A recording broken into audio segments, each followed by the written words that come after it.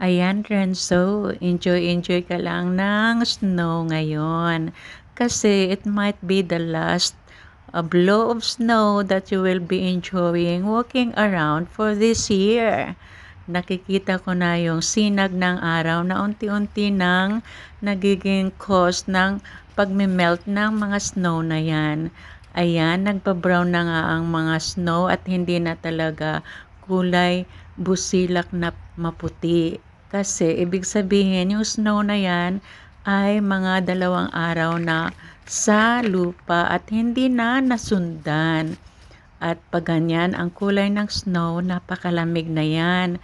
Nasa minus na yan kasi pag natutunaw ang snow, mafe-feel mo talaga ang ginaw. Kaya medyo nag-iisip si Renzo kung tutuloy pa ba kaming maglakad kasi nafe-feel niya sigurong malamig. Ayan, pero at least nag-enjoy pa rin siya. Ayan, Renzo, mamimiss mo yung snow na yan.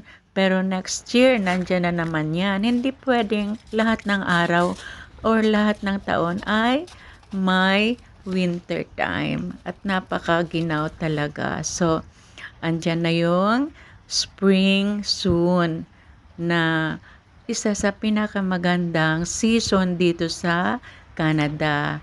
Ayan, kaya lakad-lakad muna tayo and then bukas siguro sa isang araw, green na yung makikita natin sa ating mga nilalakaran and we will enjoy much more than winter time.